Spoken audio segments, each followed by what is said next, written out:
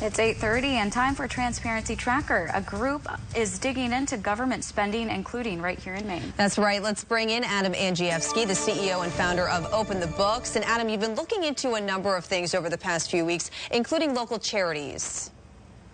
So here's what local charities need to know. To go on your side, you need to be licensed in the state of Maine to practice. You need a license actually at the state level with the Department of Professional and Financial Regulation. If you don't have that license, you can't practice, you can't fundraise in the state of Maine. And if they catch you, they'll turn you over to the Attorney General. And when I questioned the department on this, they said that if it's intentional, it's actually a Class D crime.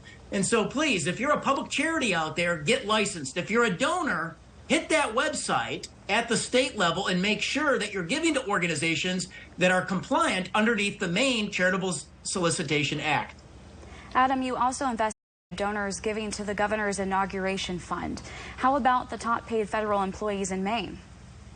So we found that 2 out of every $3 to the governor, Janet Mills' inauguration fund, were from state vendors. And just 13 of those companies based in the state of Maine received nearly $300 million worth of state payments over the course of the past 5 years. We've advocated a reform that if you're a state vendor, you can't give campaign cash to the statewide races or the inauguration fund.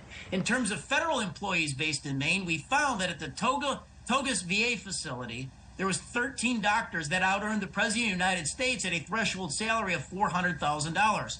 In Portland, there's a VA facility, but the top paid doctor made $340 grand. The top paid nurse in Togus made $240,000, but the top paid nurse at the Portland VA only made $170,000.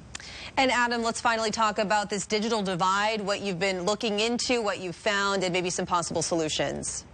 There's a lot of money being poured in to solve the digital divide, the lack of high-speed internet for about 80,000 households across the state of Maine. It's $500 million, and most of that's coming from the federal level. $480 million are coming from the feds, only $20 million locally in Maine. And they're having all kinds of committees. They're studying the issue. Here's a simple solution. Negotiate with Elon Musk's Starlink. You can get 15 years, everybody online, everybody with high-speed internet, subsidized at a rate of $35 a month for households. You can get everyone on right now for the next 15 years. All right, Adam Andrzejewski, thank you so much for your time this morning. Thank you.